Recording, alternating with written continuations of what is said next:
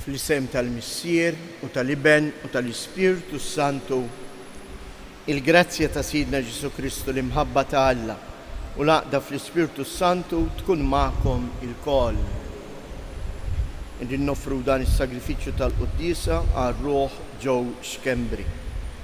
Llum il-Knisja eżiż tagħmel it-tifkira għażiża ta' Santa Monika, Om Sant'Agustin.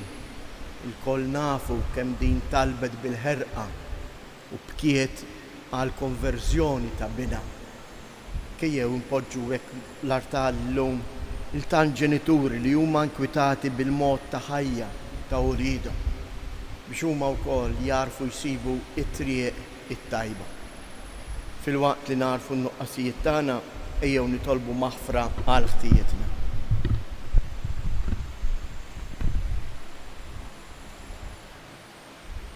Mulej ħniena, Kristu ħniena, mulej ħniena. Iħenna lina Alla li jista' kollox jaħfrilna dnubietna u jwassalna għal ħajja ta' dejjem. Nitolbu. U Alla faraġ tal-imniktin, inti kollok ħniena, il-qajt dmuħ li Santa Monika xerdet bil-qalb għal konverżjoni ta' bina Sant'Agustin. Għat-talb tagħhom it-tnejn għatina li aħna nibku ħtijietna biex naqilgħu il-grazzja u l-maħfra tiegħek. Bibnek Ġesu Kristu Sidna li hu Alla u li miegħek jgħix u jisaltan flimkien mal-Ispirtu Santu għal dejjem ta' dejjem.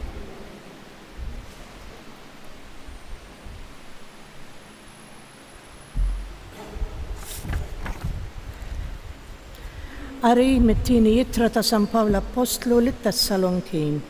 Ħuti, għal dak li għandu x'jaqsam mal-miġja ta' Sidna Ġesu Kristu u l-ġemma tagħna biex ninaqdu miegħu, nitolbukom biex ma toqgħodux tħawdu raskom malajr u tinħasdu bħalli kieku l-miġja ta' jum il-mulej orbot. U la jekk tkunu mnebħin mill-Ispirtu u lanqas jekk tisimgħu xi kelma jew taqraw xi jittra ta' parsi minn għandna.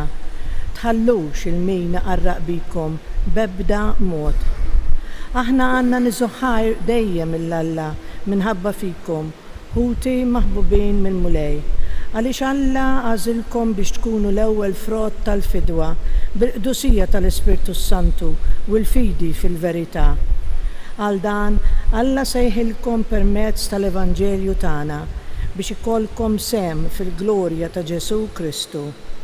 Mela, ħuti, żommu ruħkom wieqfa u sħaħ fit-traduzzjonijiet li intom tallimtu sew bil-kelma sew bl-ittra tagħna. Sidna Ġesu Kristu stess u Alla missierna li ħabna u tagħna l-kuraġġ ta' dejjem u t-tama sħiħa bil-grazzja iqawwilkom qalbkom u jisaħħaħkom f'kull emil u kelma tajba. Il-kelma tal-mulej. Mulej intarbilni u tarafni. Mulej intarbilni u tarafni. Mulej intarbilni u tarafni. Intaf meta noqgħod u meta nqum. Intaraf mill-bogħod ħsibijieti. Intaraf il-mixi u l-waqfien tiegħi. Triqati kollha inti tafhom sewwa. Mulej intarbilni u tarafni. Inkun għadni janqas li ssint il-kelma meta int mulej tkun ġa tafa kollha. Dawra mejt inti tħaddanni u tqedli idek fuqi. L-erf tiegħek tal-għaġeb ma nwassalx għalih qoli wisq u ma nlaħħaqx miegħu. Mulej intarbilni u tarafni. Alleluja, alleluja, alleluja. Il-kelma ta' Alla hi ħajja u qawwija, tarbel il-ħsibijiet u l-fehmiet tal-qalb. Alleluja, alleluja.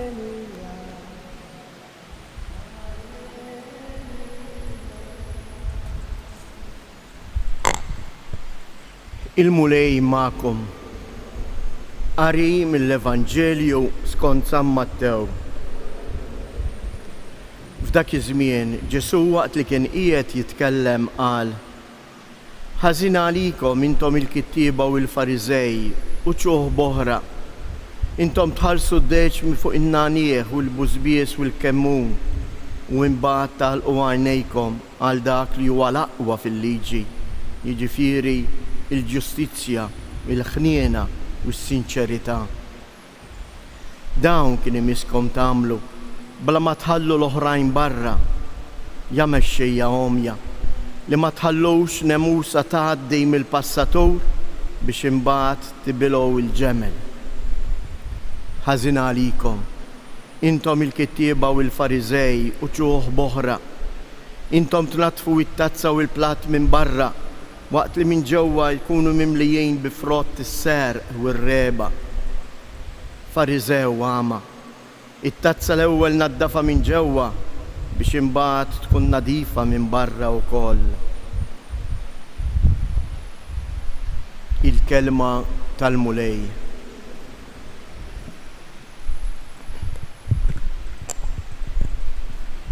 Il-Vanġelu tal-lum eżies nistgħu ngħidu li huwa Vanġelu perikolus. Għaliex? Għax jiena mint nista' nirraġuna u ngħid imma jien m'iniex mill-Farizej, jien m'iniex Fariżew. U allura naħseb li dan il-Vanġelu ma joċċa għalija u nkun qiegħed nitqarraq. Għax il-kelma ta' Ġesu għalina il-mulej ikellimna kuljum u llum il-mulej qiegħed jistedinna biex nagħmlu eżami sinċir tal-kuxjenza tagħna, tal-mod kif aħna ngħixu ma' xulxejn, ir-relazzjonijiet tagħna. Araw eżies, Ġesu jikkritika l-Farizej u jgħid intom tħallsu d-deċmi u toqgħodu attenti biex ta' parsi qed tħallsu t-taxxi u kollox fuq l-affarijiet iż-żgħar. Imma mbagħad l-aktar ħaġa importanti ta' bejnietkom ma tgħixuhiex. U dan jista' jiġri lili u lilek.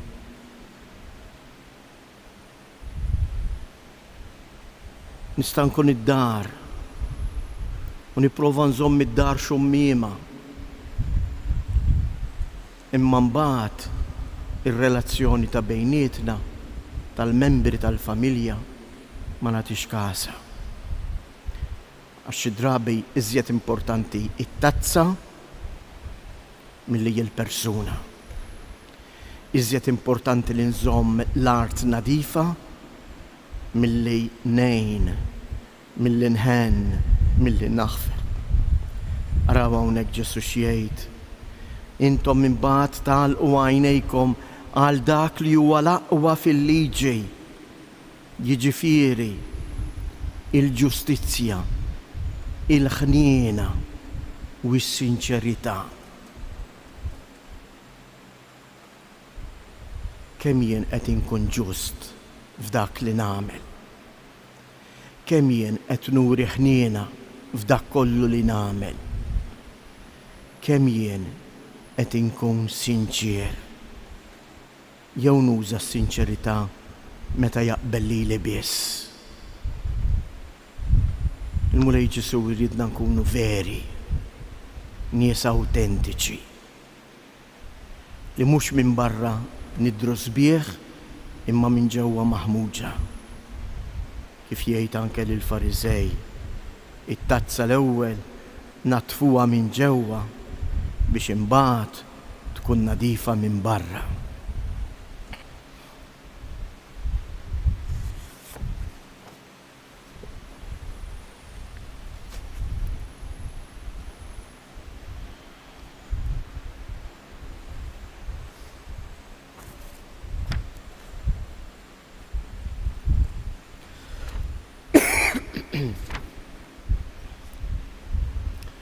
Jeħudi eżies fl-istennija tal-mulej li qed jistedinna biex inkunu nies veri, sinċiri qudiemu, irresqulu it-talbiet tagħna. Jitolbu sabiex il-ministri tal-Knisja b'kull ħeġġa u imħabba ikomplu jaqdu l-poplu tiegħek billi jwasslu il-kelma qaddisa tiegħek. Nitolbu. Nitolbuk mulej sabiex blajnuna tal-Ispirtu aħna nkunu nistgħu ngħixu tassew il-valuri tal-ġustizzja, il-ħniena u s-sinċerità bejnietna. Nitolbu għal paċi, partikolarment fl-art imqazza l-Ukranja. Għamil mulej li jifqu l-gwerer jintlaħaq ftehim biex il-popli ma jkomplux jibatu frott l-egoizmu tal-bniedem. Nitolbu għal morda tagħna dawk il-persuni li jduru bihom biex huma wkoll jaqdu din il-missjoni tagħhom bimħabba u ħniena. Nitolbu biex bl-interċessjoni ta' Omna Marija bħal Santa Monika il-ġenituri jsibu kull qawwa fit-talb u ma jaqtgħux qalbhom mill-konverżjoni ta' wliedhom. Nitolbu. U Alla li fl-inkarnazzjoni ta' ibnek erġajt ħabbibt id-dinja miegħek, żommna fis-slim miegħek u tħalli qatt u xejn jifridna minnek. Inti tgħix u s-saltan għal dejjem ta' dejjem.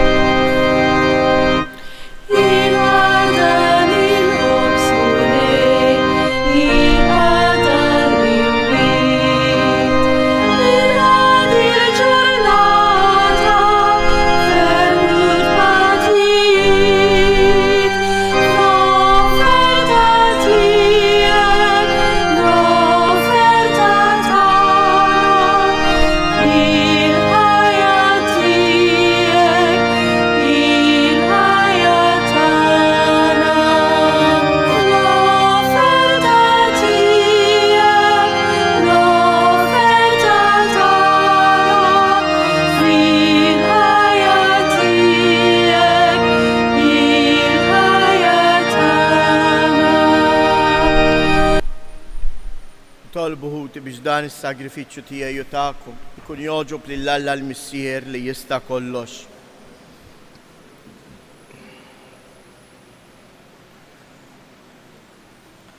Ħares mulej lejn il-vittma li l-poplu tiegħek se joffrulek bil-qima fġieħ il-qaddejja tiegħek Santa Monika u għamel li dan is-sagrifiċċju ikun ta' ġid għas-salvazzjoni tagħna bi Kristus Siedna. Il-mulej ma'kom, nerfu lubna il-fuq, nizzoħajr l-mulej Alla tagħna. Sewwa u xieraq tassew mulej Missier Qaddis, Alla ta' dejjem li tista' kollox, tajjeb u ta' ġid tas-salvazzjoni tagħna li dejjem u kullimkien inroddulek ħajr. Lilek tfaħħar il-ġemma tal-qaddisin fis-sema u l-ġieħ li inti tagħtihom għall-merti tagħhom huwa ġieħ mogħti għall-istess doni tiegħek. Int għallimna bl-eżempji ta' ħajjithom tieqaf magħna bil-għajnuna għat-talb tagħhom u aħna imdawrin minn sħaba kbira ta' xhieda qalbna qawwija niġru t-triq li għandna qudiemna biex niksbu magħhom il-kuraġġ tas-sebħ minn suġa minn wart li qatt ma jitbiel bi Kristus Siedna. Għalhekk mal-anġli u l-arkanġli, mat-troni u mad-dominazzjonijiet, mal-qtajja kollha tal-eżerċiti intennu l-innu tal-glorja tiegħek u ngħidu bla qiegħda Qaddis, Qaddis, Qaddis.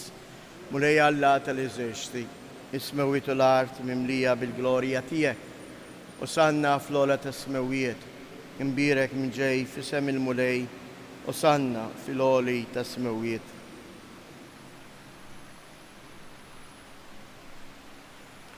Qaddis tassew int mulej inti lajn ta' kull qdusija.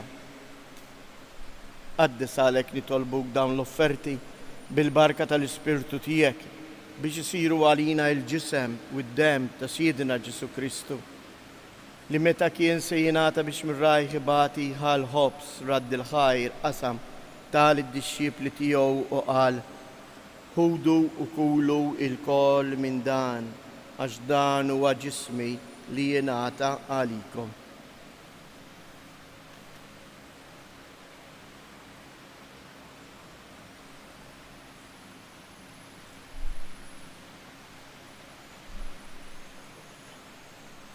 Ekku kol wara li klaħal kalċi reġerad il-ħajr tal id-disċipli tiegħu u qal ħudu u jxorbu minnu il-kol.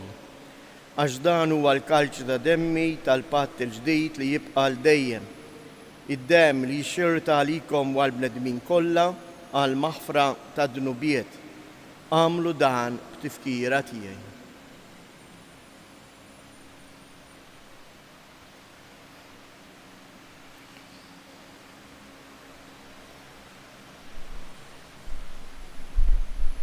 Danu il-misteru tal-fidi inħabru l-mewtijek mulej.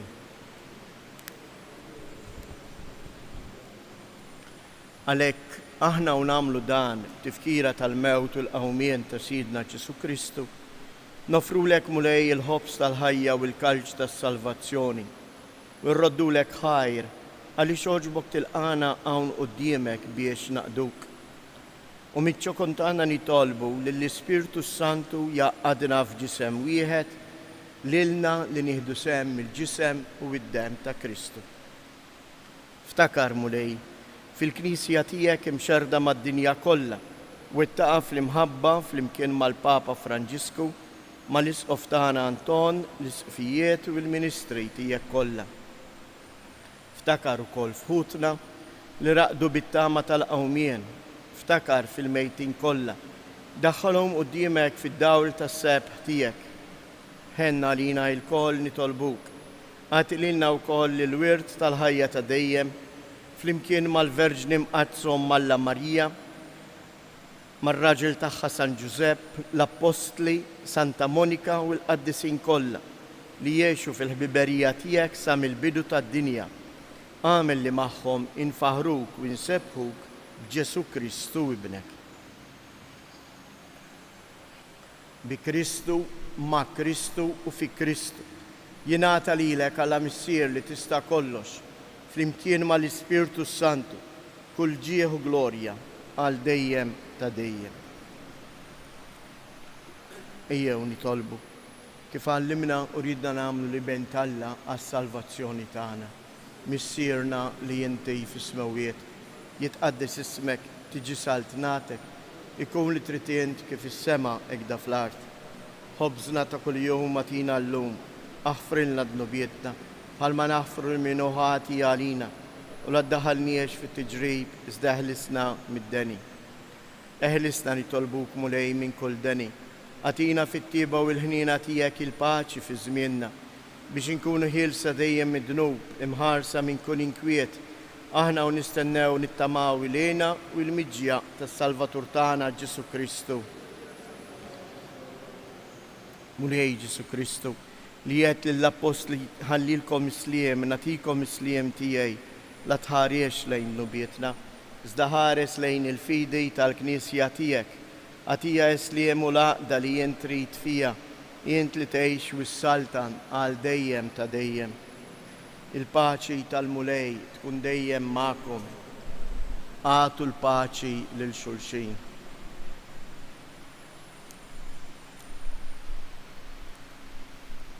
Ħaruf ta' Alla li tneħħi dnubiet tad-dinja ħenna għalina. Ħaruf ta' Alla li tneħħi dnubiet tad-dinja ħenna għalina. Ħaruf ta' Alla li tneħħi dnubiet tad-dinja għatina il-paċi.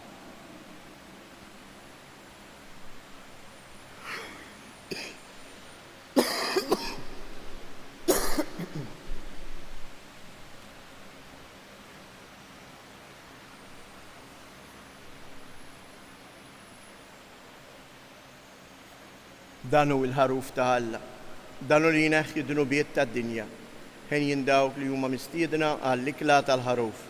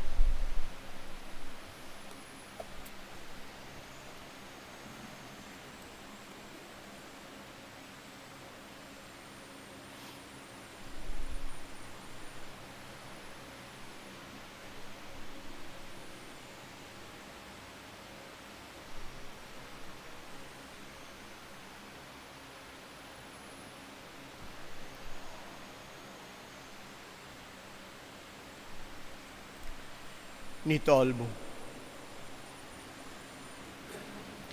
Inti mlejtna mulej bid-doni qaddisa tiegħek fit-tifkira ta' Santa Monika.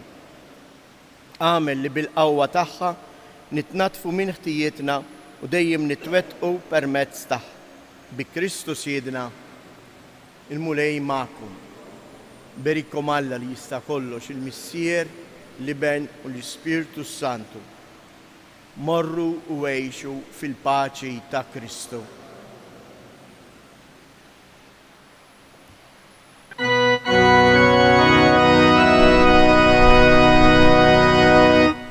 Madonna